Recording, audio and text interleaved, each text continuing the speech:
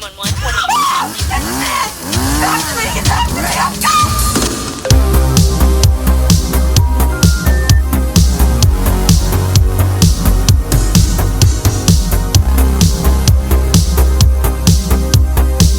Whoa, whoa, whoa, whoa, whoa, whoa, whoa, everybody. You know what time it is. You know what time it is. You know what time it is. It's real vile time. That's right. Cats and kittens, ladies and lady killers. It's time to get down and get real vile. But you know, I am the G to the E to the R to the M. The T stands for the, but you already knew that. We're about to rip it up in a modern way, so it's got to be Mr. Germ T. Ripper. And of course, we can't go anywhere without the Tower of the Hour, the Princess of Power, Miss Killer Kelly Miller. What's up, Killer Kelly Miller? Hey, how are y'all? Hey, how are y'all? Indeed, and we've got to go with our leader of leaders, the Prime Minister, the Sinister, Mr. Ruthless Chris. Ruthless Chris, what's new and exciting in your world? I'm glad that I don't have to confess as a trick baby. Trick baby. What? Absolutely. Who in their right mind ever wants to confess as a trick baby? And that leads us to our feature presentation for tonight.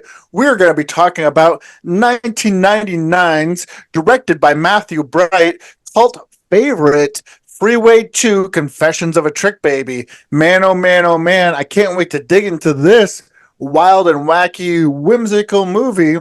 Before we do, hey, what's everybody been up to? Killer Kelly Miller, what you been up to in the past week or so? Oh, this week just went by quick, man. Not a whole lot, really. I can't believe it's already, Thursday. Yeah. How are you? Yeah, it's been about a week and a half since last time we've seen each other. Ruthless Chris, have you been up to anything in the past week and a half? I have been a complete hermit. I have not done shit. I have not gone out. Same. Everything I have done has been around the house, spending some quality time with Miss Pork Chop, my bulldog, and watching some dumb movies. Binging on some TV shows. Binging on TV shows and watching dumb movies sounds like a fantastic way to spend your time, especially if you're hanging out with your favorite doggo. Me, myself, and I haven't been doing too much out of the ordinary. Saturday night, I was asked to give the lead at a meeting I'd never been at, but I did 20 to 30 minutes of inspirational talking about, recovery and alcoholism and addiction. And boy, oh boy, was I glad I did. So many people came up to me afterwards, letting me know that seeing my enthusiasm, seeing the joy that the program is bringing them has restored their own light into the program. So I'm happy about that. I'm always happy to be of service. So, but, nothing too crazy. Just excited to keep on keeping on. Going to be going to a hockey game this weekend. I've never been to a hockey game, but it's a sober outing, so that's exciting. And then I might hit up Circle 6 event in Chicago Friday, but I don't know yet. The Friday night is like a big meeting night for me. So Yeah, we got Circle 6 out here on Sunday, so they must be doing a doubler because Sunday they're here at Harpo's in Detroit. Well, on that note, why don't we get started and talk about some movies we've been watching before we get to Freeway 2, Confessions of a Trick Baby. Hey, how about this? We never start with me. Why don't we start with me, Mr. Germ T. Ripper? Hell yeah. Oh my goodness gracious gravy. Yeah, I'm going to do that. And I'm going to start off by talking about another movie that came out around the same time period that is also very similar in tone, but is a hell of a lot more queer. This is 1995's The Doom Generation, directed by Gregor Recchi. Now, this movie is completely bonkers, but it brings to mind the 90s like so hard. If you grew up in the 90s, if you were a teen in the 90s or preteen even, and you have any memory of what the music scene was like, the movie scene was like, the Doom Generation will bring you back like no other film. Now, if you haven't seen this movie, it's about Jordan White and Amy Blue, two troubled teens pick up an adolescent drifter, Xavier Red. Together, the threesome embark on sex and violence-filled journey through America of psychos and quickie marts. There's a lot of symbolism in this film that I don't necessarily get, and I still haven't. I've watched it several times throughout the years, ever since it first came out, and I was happy to pick up the collector's edition Blu-ray, or I should just say Blu-ray because there's no real extras on it, which is weird. But at the same time, it was nice to watch downstairs in my theater. I believe this was the first time I'd seen James Duval in a film, and perhaps even Rose McGowan. I know that they've probably had films before that, but this is the first time I really saw them do their thing. There's so many wonderful cameos in this movie too.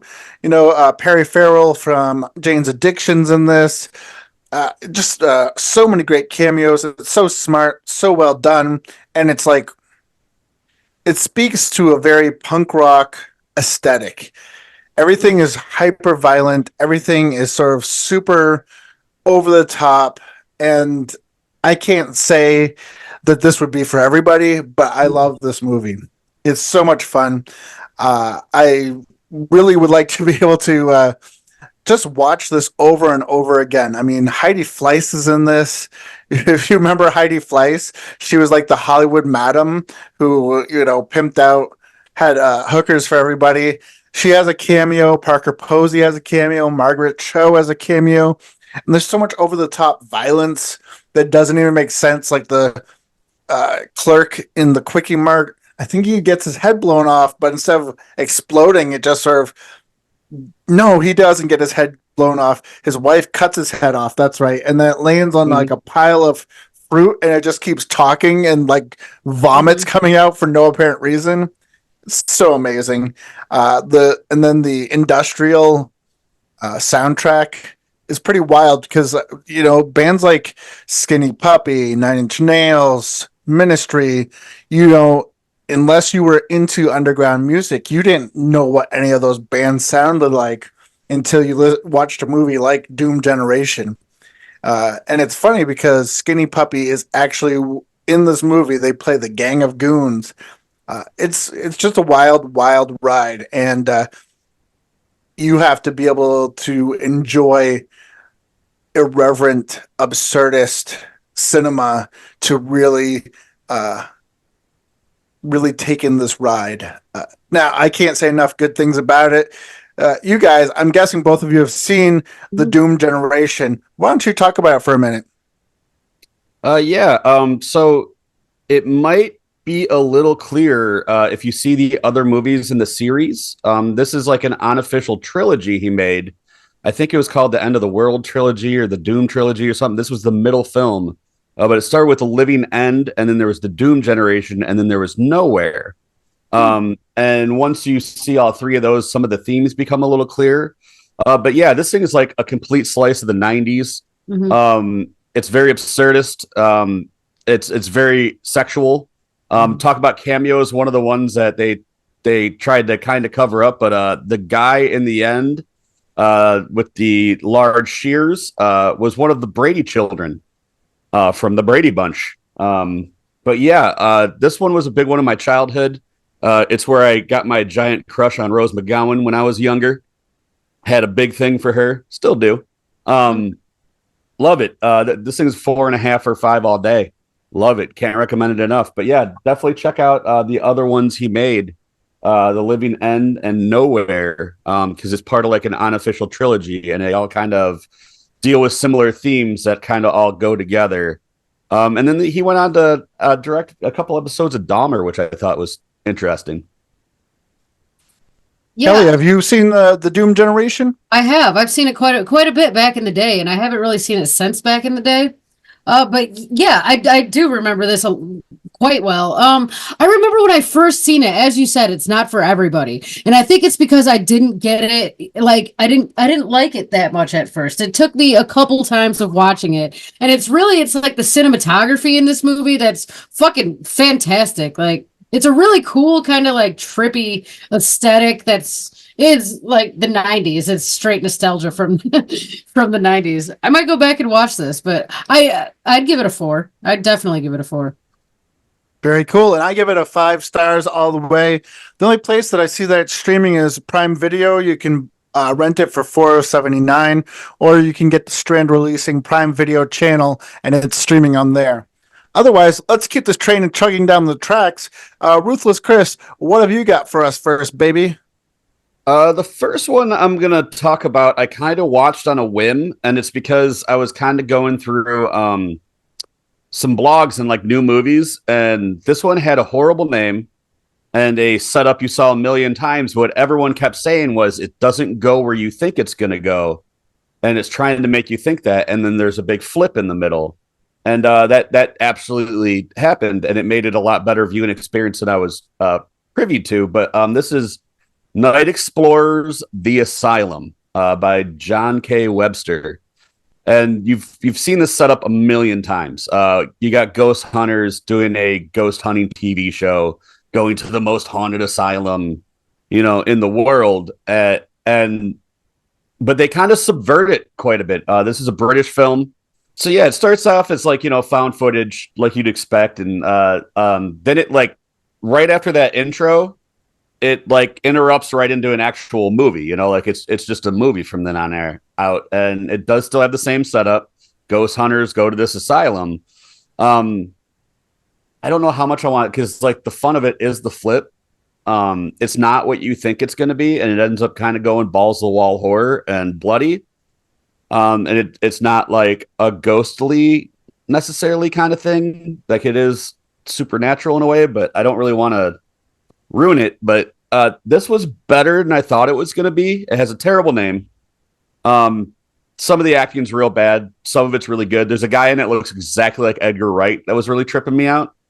But yeah, I wouldn't say it's a great movie, but it's better than it had any right to be. And I did enjoy myself with it. So I give it like a 2.5.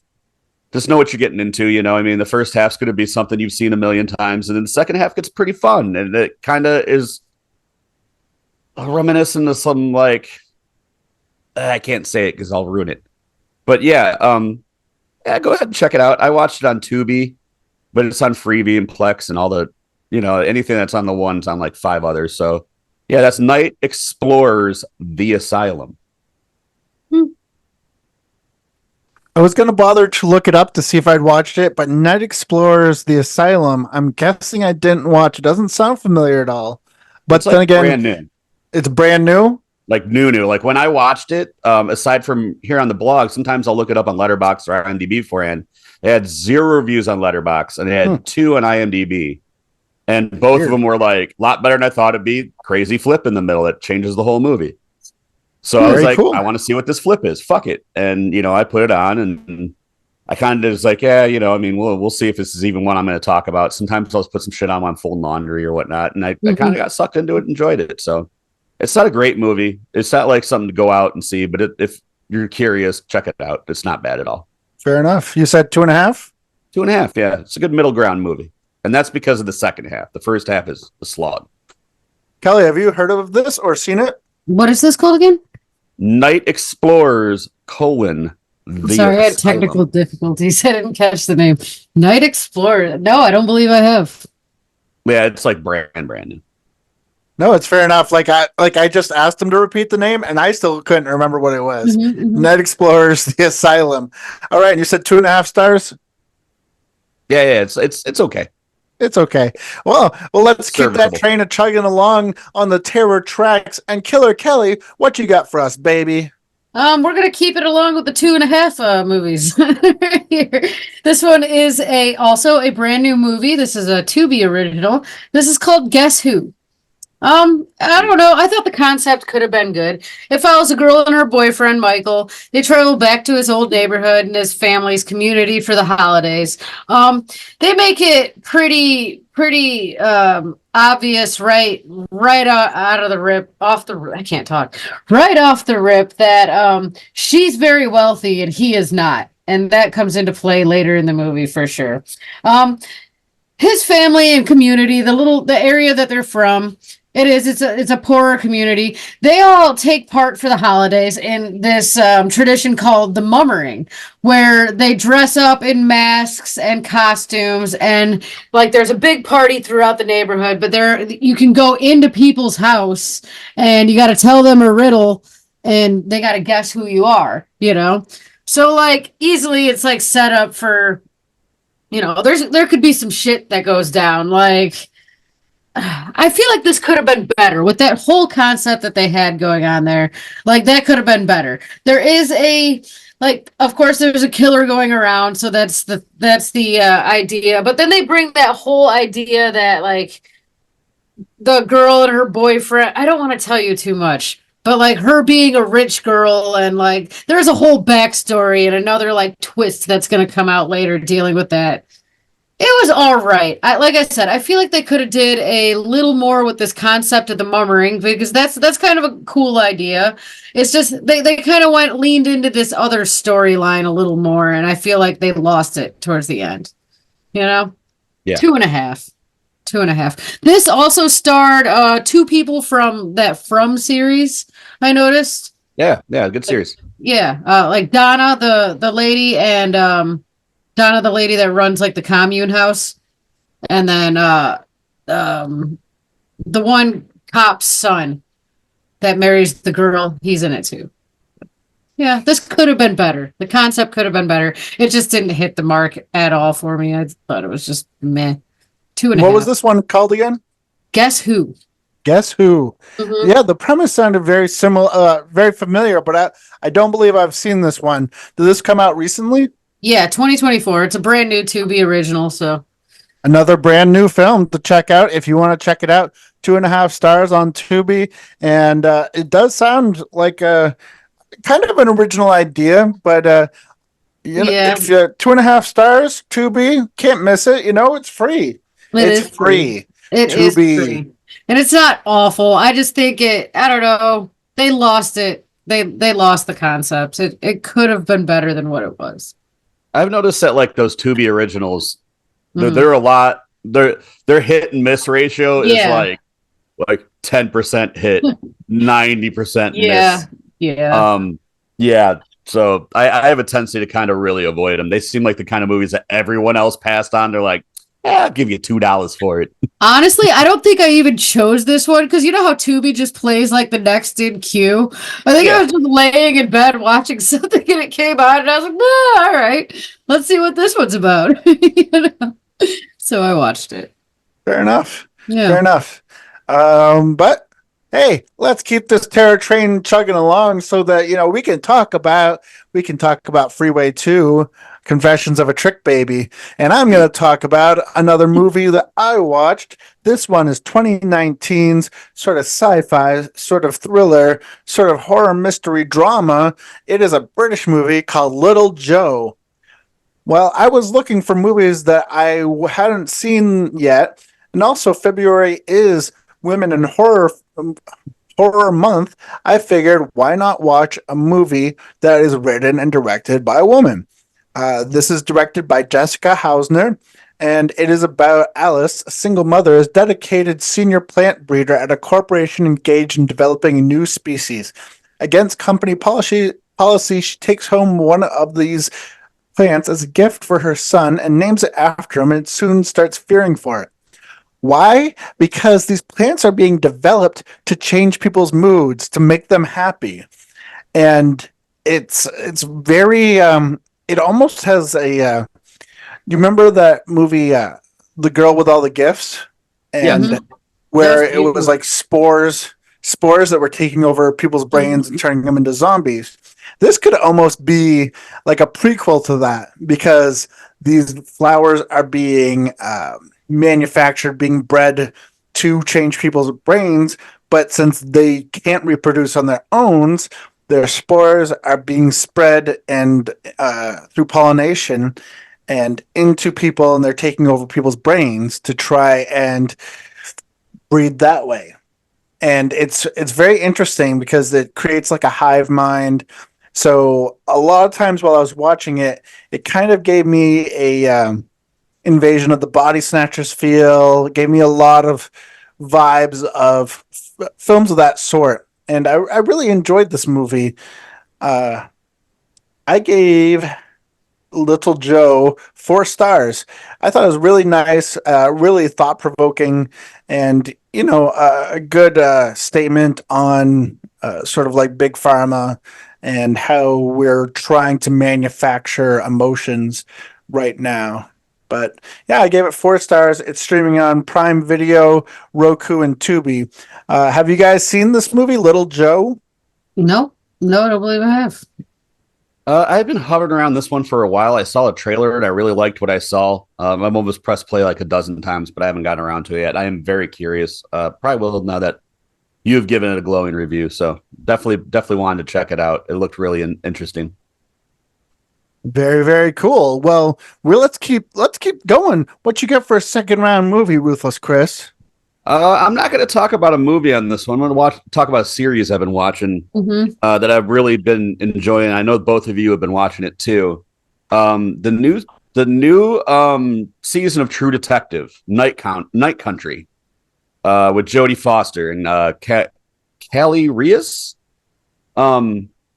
This one, I've always really, except for season 2, enjoyed the True Detective series. I think True Detective season 1 is one of the most perfect series or seasons of television ever made. Yeah. 2 I did not like at all. 3 I thought was good. But this one I really am getting into. There's only 1 episode left. It's only 6 episodes as of this record. The last one comes out on Sunday. It's Thursday. Really looking to see, or interested to see how they wrap this thing up, because the way that the last episode left it, I'm not really sure how they're going to wrap it up, but it's leaning a lot more towards cosmic horror. It's reminiscent of stuff like The Thing, stuff like that. What I really enjoy about it is it really does a good job of kind of transporting you to this like different world, like amongst this Alaskan town. It's definitely feels very isolated. The fact that it's all at night gives it like almost a off kilter feel, because it feels like you have trouble telling how much time is passing, because everything's at night. Even if it's a daytime scene, they'll be like, yeah, we're at lunch, and like you'll see it's dark in the background because they're in that 30 days a night period you get in Alaska. Yeah, I really enjoy where this is going. There's some really strong performance in this thing. Like, this thing's firing on all cylinders, and I really like how they're bringing in a lot of the Inuit culture into it. Like the tribes culture and stuff into that, and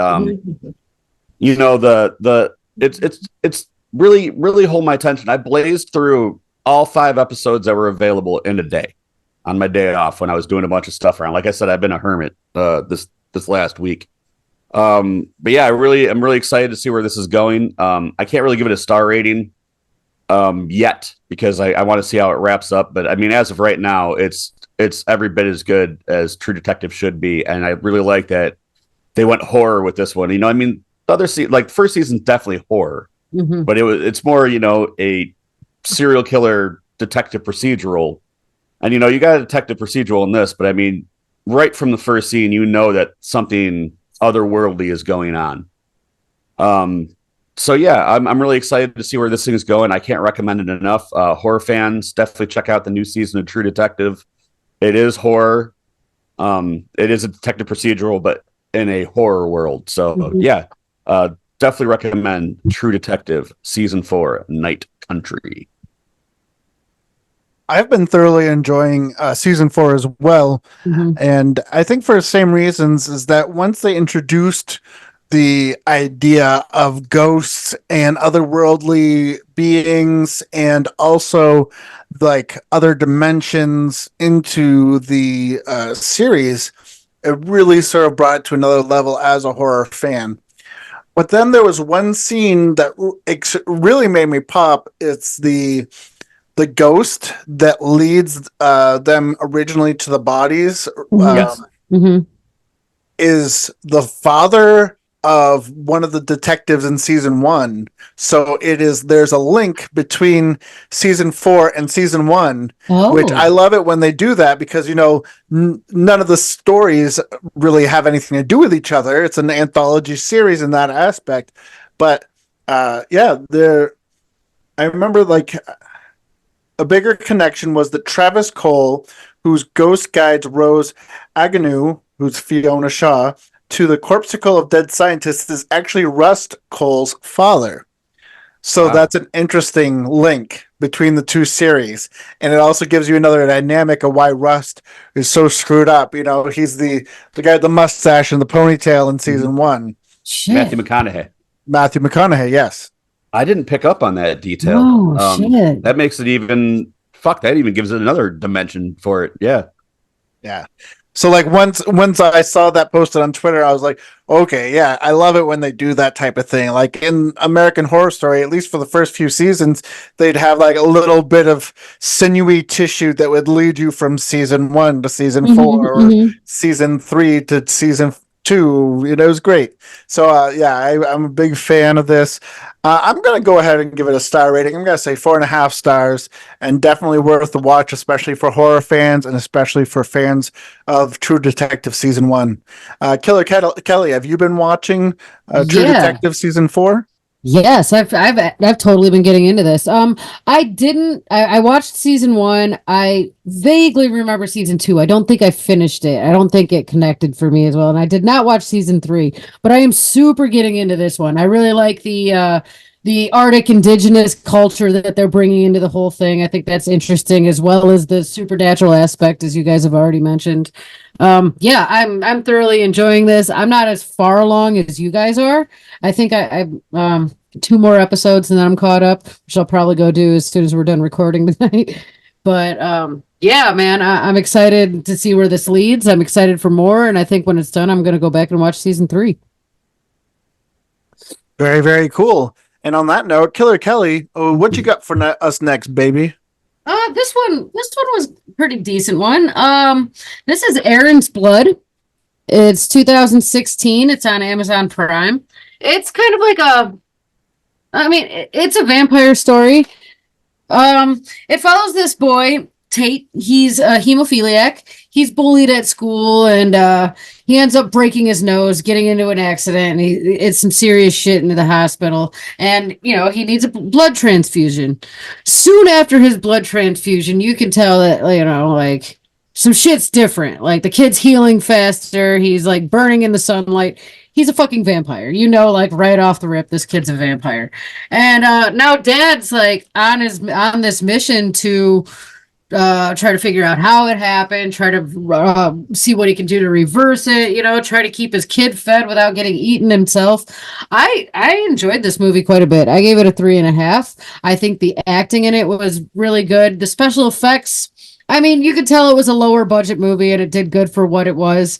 Yeah, 3.5. I think it's worth a watch. It's not like an in-your-face horror movie. Even though it deals with the vampire aspect, it's not something I'd say that's scary or whatever. It's more about the relationship between the father trying to save his son than scary monster. But yeah, I really enjoyed this one. 3.5.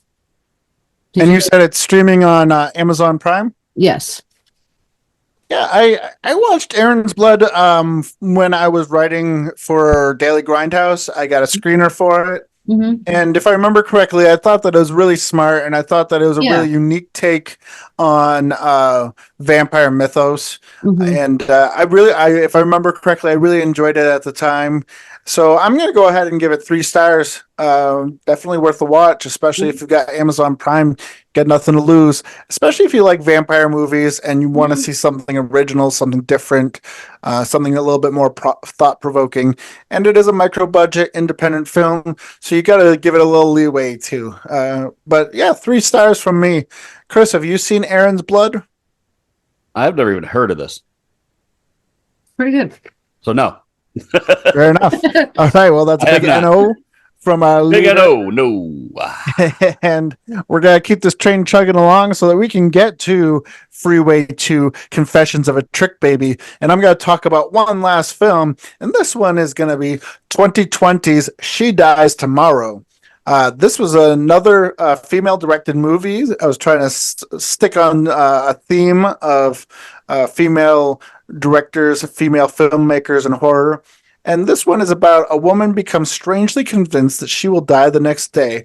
Her friend initially disbelieves her before becoming paranoid herself and that she too will die the next day. This was definitely a strange movie and definitely more along the lines of an art house film that you might see in like an independent theater, but it was extremely well done and very smart.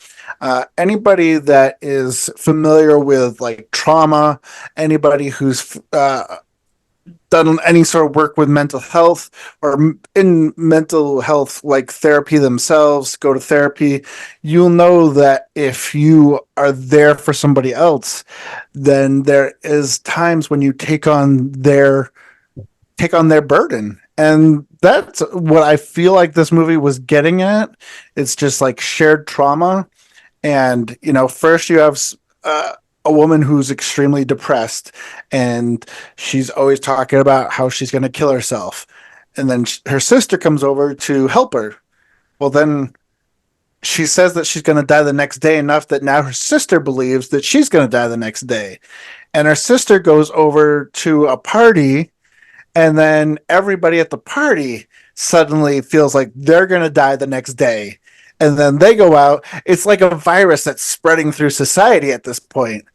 And I was just like, wow, you know, it was really thought provoking and really smart and beautifully shot. It was, you know, at times it seemed very slick and polished, but then other times it gave that feeling of classic sort of Italian cinema, that giallo sort of, you know, the saturated blues, the saturated reds. It was, you know, it had those trippy moments, and I really enjoyed this one. Let me see real quick what kind of star rating I gave it, just to make sure. I gave She Dies Tomorrow 4 stars, and it's definitely worth a watch. It is streaming. I thought I watched it on Prime Video. But if it's streaming somewhere else, I'm sure you can watch this other places. But it's a drama, fantasy, horror, and it's definitely worth a watch. 4 stars for She Dies Tomorrow. Have you guys seen She Dies Tomorrow? I have not, but I have been eyeballing this one. Like I watched the trailer. I've definitely been eyeballing this one. Now I definitely will watch it after hearing your review of it. I haven't seen this one. I've watched her previous movies, Some Don't Shine. And I really enjoyed that. That was also a trippy art house film. I've been meaning to get around to this. I really like what you've been talking about. I think that's an interesting concept, so I'll definitely give it a shot. And instantly enough, she's more of an actress than she is a writer director. Like she's been in a shit ton of like big Hollywood movies too. So it's really cool when someone that's like in that kind of position is like, well, I'm going to make something that's kind of for me, you know. So I'm curious. I'm definitely interested in seeing it. Very cool. Well, like I said, definitely worth a watch. If you're into more psychological horror, She Dies Tomorrow, 2020. Do it. Check it out. 4 stars. Ruthless Chris, one more time before we get to our feature presentation. So this one I watched because I knew it was going to be trash and I was in the mood for some trash. This is Criminally Insane, aka Big Fat Ethel, from 1975 by Nick Millard. This is barely a movie because it's only an hour and 1 minute long. It's a really pretty simple concept. You have a very very large woman who gets released from a mental institution to her family or to her mother to go live with her mother, and her mother wants her to lose weight, so she keeps locking up the fridge. So Ethel decides, I'm going to murder this bitch so I can have all my food. And then it just kind of turns into a loop of that. Like anyone that gets in Ethel's way of her food, she murders. It's funny, it's bloody, it's short, and it's trashy as fuck. There's a sequel, which I'm planning on watching soon. And then there's a third one that they just made like a few years ago that I want to see too. But you can watch this thing on Plex, or it's free on YouTube. This is just one of those ones. This is kind of like a dumb product of its time. It doesn't need a budget. It's pretty bloody. I mean, it's just a big fat bitch with a cleaver running around cleaving things. Yeah, big fat Ethel, criminally insane. I loved every minute of it. This is like my dog shit, kind of up my alley kind of thing. I gave it 4 stars, but that's a 4 stars knowing that that's like a trash 4 stars. Like it is a bad movie, but fuck if it's not entertaining. So yeah, that's criminally insane, aka crazy fat Ethel. Fair enough. Killer Kelly, have you seen Crazy Fat Ethel? I have not, but Chris has been talking about it quite a bit for the past week or so. Kind of feel like I have. Have I? A little bit. Okay. Strangely enough, I don't believe I've seen Crazy Fat Ethel, and this seems like something I would thoroughly enjoy. And at 61 minutes, that sounds like, there's no reason not to enjoy this film about oversized, overweight serial killer with a meat cleaver hacking people up so she can eat more food. That sounds amazing. At 61 minutes, I've got to check out Crazy Fat Ethel. But in the meantime, before we get to our feature presentation of Freeway 2: Confessions of a Trick Baby, Killer Kelly Miller, what you got for us, baby? One more time. This one wasn't good, man. I tried to, this is 2023's Unseen. It is starring R.J. Might. He was Walter Jr. in Breaking Bad. Walt's son. He's a lawyer in this movie, or he's going to law school, and his dad's like a big time lawyer in the town and shit. And like he's coming to his school to do these guest speakings, and his dad's a huge dick. You know that right off the rip. So rather than getting a job at his dad's law firm, he gets a job at another law firm. In the meantime, he's getting these like real weird visions of like shit from his past, you think? And there's also like some serial killings going on in the town. I think this movie tried to do too much. Honestly, it tried to go with this murder route. It tried to go with this fucking supernatural. And in the end, it just kind of got like, I don't know, convoluted and confusing. It's just like, it lost me by the end of it. I got to give it a 2.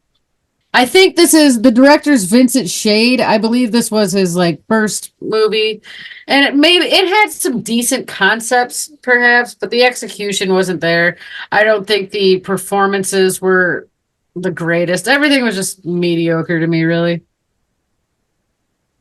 Well, that doesn't sound like anything I want to check out. No. But with your 2 stars, and where did you say it's streaming? Oh, what was this? Was this Prime? Either Prime or Tubi. Prime. It's on Prime. Prime? Okay.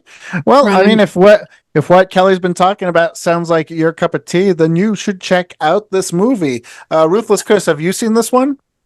No, but I do want to point out a movie with the same title came out that same year. There's The Unseen, which she's talking about, and then Unseen, and I have seen Unseen, and that's a good movie. Yeah, that one was all right. I have seen the other one too. So watch Unseen, don't watch The Unseen. Yes. That sounds confusing. Yeah. Unseen, The Unseen. And I remember that The Unseen, the punk band, get their name from a old horror movie called The Unseen. So there are multiple horror-esque movies called Unseen or The Unseen. Just don't get confused about which one you're watching. But with that being said, holy guacamole, toot toot, we're pulling into Spoiler Town with our feature presentation of 1999's Freeway 2: Confessions of a Trick Baby. And now for our feature presentation. Holy guacamole, this is a movie and a half. This is so much fun. Matthew Bright brought it, and he brought it hard. Now, this movie is about a teenage prostitute escapes from a juvenile prison with 16-year-old serial killer, and both go on a destructive road trip to Mexico in this twist on Hansel and Gretel's fairy tale. I remember seeing the cover art to this when it originally came out, and I had no interest in seeing it. The original cover art looks boring. It looks silly. It doesn't look interesting at all. It wasn't until recently when Vinegar Syndrome first put out the first Freeway movie, which, by the way, I'm going to put it out right now. Freeway 1 and Freeway 2 have nothing to do with each other, and it's by the same director, which I think is great because it reminds me of like a lot of Italian movies where they'll make movies with sequel titles and they have nothing to do with each other, except the tone is very similar, which I really appreciate. But the cast in this, Natasha Lyonne, David Alan Grier, I was like, David Alan Grier is in this. Vincent Gallo, even though his name is on the original cover art and everything, I didn't realize until just now that was him playing the transvestite, child porn making serial killer, whatever he's supposed to be. Sister, whatever. Yes, Sister Gomez. Sister Gomez, that was it. Yeah.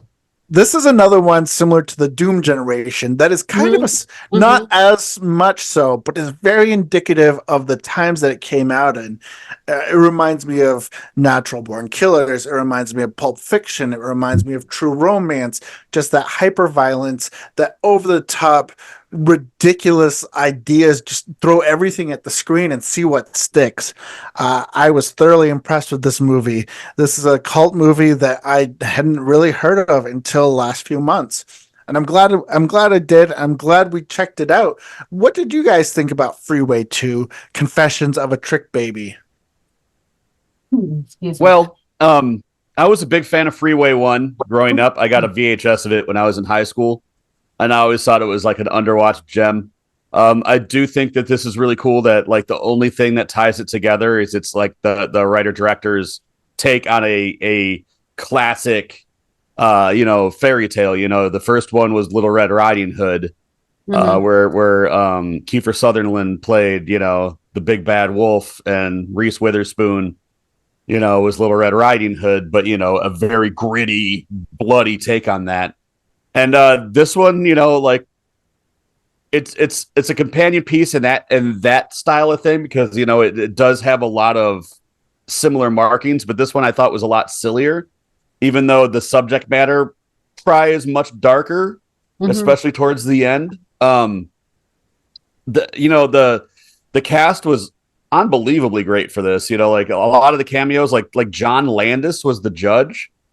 Like, what the fuck? Like, how did they land at that? The thing that bothered me the most about this movie, though, is the soundtrack did not make sense for the movie. Like, I think if they would have had like a little bit more of a if I'm remembering correctly, Danny Elfman did the first one, and this one like something really dark and heavy would be going on, and there'd be like a Lilith Fair guitar song, going on. Yeah. But yeah, this is kind of like a part road movie, like almost like a Thelma and Louise or something like that, or like Badlands. But then it kind of like when they get to Mexico and Tijuana, it gets really heavy and dark, but it still has this light soundtrack. David Alan Grier, it's always awesome to see him. I grew up a big fan of In Living Color. So, I've always been a big fan of that guy. This movie, it's a product of his time. They don't make movies like this anymore. And it doesn't have a problem taking big, bold swings. Especially with how dark the subject matter gets towards the end with the fucking, not only the child porn, but also it unfolds at they were also eating the children, chopping them up, eating them. I thought the serial killer sidekick was really fleshed out, psychologically, and why she was the way she was, so murderous and fucking unhinged and violent. This thing was this is a fun one. I'm not sure Confessions of a Trick Baby is a great tag on that because nothing's being confessed and they only talk about her being a prostitute. The only like when she goes back to prostitution at the end, she's doing more of an Arlene Warnos, where she's like not sleeping with them, she's just murdering them and taking their money. But I fucking Freeway 2 Confessions of a Trick Baby was a lot of fun for such a dark and heavy fucking movie. Yeah, I don't think if this came out, I don't think this would fly if it came out right now. By the way, it was like such a dark and heavy subject matter, but they still kept it lighthearted and kind of fun and funny. And like, even after she fucking murdered those old people and was like using a vibrator in bed next to him, it was still kind of like it was like a plug-in gasoline powered fucking vibrator from like the 40s or something. Like, yeah. It had like a wrist mount. how you take that subject matter and still keep it lighthearted and like when you suggested this movie, you're like, this is a Kelly movie all day. And yeah, you're fucking right. Like, I think this might be one of my favorite chick flicks. I will consider this one a chick flick. This might be one of my favorite chick flicks ever. This and Death Proof. But man. I've been trying to talk you into watching this one for years. The first one's fucking phenomenal too. Actually, the first one is a better movie. The first one is the better movie. Movie wise, it feels like an actual movie, where this one just kind of feels like fuck it. Yeah. Like, and Natasha Lyonne off the table. Let's get fucking as silly as possible, right? Yeah, man, this one got real fucking dark at times. And maybe it was the soundtrack that helped keep it so, like, the goofiest soundtrack, keeping it lighthearted. Well, even at the end where she's just in tears and she's got to kill, the girl she's been with the entire time, who she eventually turns into a lover with and all that. Like, she's crying and she blows her head off and all this shit. But the background music's like, da, da, da, it's like Gilmore Girls or some shit. So she just jumps into her lawyer's arms and it's like a happy ending. It's like, what the fuck? The lawyer who's getting the handy at the fucking at the courthouse and doesn't stop when he's being talked to by the police. This is a very wacky film. This is kind of whimsical in that it is based off of Hansel and Gretel. You see a part where she's leaving a trail of crack cocaine to try and find their way back. I'm not sure what they were trying to find their way back from, but they had a huge bag full of crack cocaine that they stole from a train jumping hobo that was trying to rape them. And every angle of this movie is completely bonkers. You can't explain part of it without being like, yeah, I sound insane talking about this movie, because the beginning reminded me of Reform School Girls. I believe that's the correct name of it, with Wendy O. Williams. And it goes from that to just sort of like a bonkers slasher movie. And then they go from that to like this Mexican child slave labor porn ring that's supposed to be like mystical sex cult. Now, it's funny that you mention Danny Elfman, because the director, Matthew Bright, is actually really good friends with Danny Elfman. That's why they got him for the second one. That's why he did the soundtrack for the first movie, for the first Freeway. And they've been friends since high school. And they actually worked together originally in 1980 on another completely bonkers film, Forbidden Zone. If you've seen Forbidden Zone, yes. I own a copy. Fun one, yeah. Yeah, the director of this wrote Forbidden Zone, and Danny Elfman's brother. Makes a lot of sense. That does make sense. Danny Elfman's brother directed Forbidden Zone, and Danny Elfman stars and does the music for Forbidden Zone. So, this is one of those ones where once you see all the connective tissue between the people involved, it makes more sense. And also, when you were talking about the soundtrack, I looked up the soundtrack of it, and Juliana Hatfield. If you remember Juliana Hatfield in the 90s, she was one of those Lilith Fair sort of alt rock musician, singer-songwriters. She did a couple of the songs of the soundtrack to this. Also, there was a song by Veruca Salt, which was another very 90s, very female-centric rock bands from that era. So maybe they were trying to go with a Lilith Fairif type thing, because I mean they could have gotten some bands that were much harder. They could have gotten L7. They could have gotten Lunatics. Who knows what this guy was thinking? Because once you realize that Matthew Bright, writer, director, actor, filmmaker, also wrote Forbidden Zone, then you know what you're dealing with here. And now I'm actually interested. I never had any interest in seeing this movie, but he also was the filmmaker behind the straight to video biopic of serial killer Ted Bundy that came out in 2002. I've seen it. Was it good? Out of all those, like that was like a series they did. Like there was one for Bundy, there was one for Speck, there was one for Dahmer. Where what's his fuck? Someone really that ended up going to be Jeremy Gaynor? Yeah, ended up that one was one of the better ones. They had one for Gacy where like the bully from Pee Wee Herman played Gacy. I remember they were just pumping them out. Like one would come out month after month, and I have it somewhere. I remember that was one of the better ones. But yeah, now that I know that, I'm actually really interested in checking it out. I'm sure it's got to be streaming somewhere for free. But this Freeway 2 Confessions of a Trick Baby, coming out in 1999. This is definitely one of those films that's similar to Doom Generation and similar to, Natural Born Killers or Pulp Fiction or any of those cult movies that came out in the 90s. I don't think you would see a movie like this getting stars as big as David Alan Grier, as big as, as they had. And you probably wouldn't see it get any sort of wide release. I remember this was in all the video stores. I passed by it a million times. Thank goodness for Vinegar Syndrome putting this back into the mainstream, because it's fun, it's wacky, it's crazy. It's just a bonkers movie that I think any genre film fan or any fan of campy, over the top, sleazy films is going to enjoy. If you are a fan of John Waters films, you'll definitely like this movie. And I thought another interesting fact is that there's a scene where, even though that Freeway 1 and Freeway 2 have nothing to do with each other, there's a scene where Freeway 1 is playing on the television in the background. So there are those little quick connective tissues too. So I thought that was really cool. I need to chime in here real quick because I just found something that just kind of blew my mind.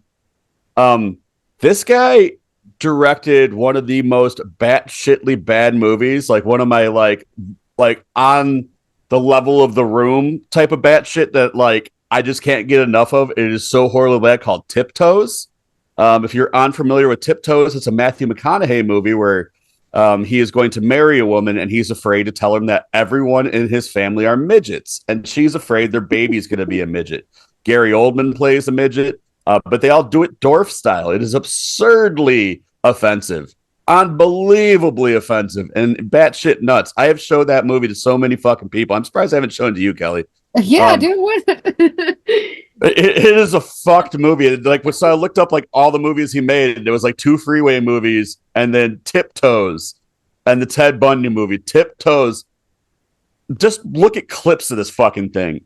Like, this is up there with the Rosie O'Donnell movie. I keep showing people that where she plays a handicapped woman that won't get off the bus. What the fuck? How have I not heard of either of these? I watch a lot of trash, Kelly. I may not have gotten around Chris. with you. But it just kind of like I came across it. I had to throw that out there. Tiptoes is one of the most batshit fucking movies, and they tried to make it like big budget and put this thing in theaters, and everyone that saw it was like, no, fuck no. Like, it's like notorious for being one of those movies that where you put it in, people are just like, what the fuck is this? So it blew my. That's probably what killed his career. Honestly, it was Tiptoes. Well, looking at the cover art for Tiptoes, it doesn't look like anything that I would have watched when it came out, and it doesn't look like anything that I would enjoy watching, except now that you've given me the description of it, and I've looked at the cast, and I'm more familiar with the director's work. I definitely want to watch this. Tiptoes looks like you can rent it for $3.99 off of Amazon. Amazon Prime Video. but other than that, it's not streaming anywhere. So that is wild. But yeah, I give Freeway 2 Confessions of a Trick Baby 3.5 stars. And yeah, I think it's streaming pretty much everywhere. I would highly recommend watching this for any friend, any fan of weirdo cinema, sleazy cinema, cult films. Freeway 2 Confessions of a Trick Baby. Baby, baby, baby, baby, baby. Yeah, we should say it's not a horror movie. It does have some horror elements as far as serial killing and all that shit, but yeah, I give it 4. I would say the last half could have been a horror movie with a different soundtrack. If they would have given it some like moodiness and all that. I mean, Vincent Gallo turns into a fucking witch as they're sticking him in the fucking oven. Basically, yeah. He turns into like the Wicked Witch of the West. They do the whole fucking makeup and the nose, and he like morphs as they're sticking him in the oven. That comically gigantic oven in the middle of the wall. You know, they got to stick with the Hansel and Gretel thing. But yeah, I give it 3.5 stars. Kelly gives it 4. How many stars do you give Freeway 2 Confessions of a Trick Baby? 3.5.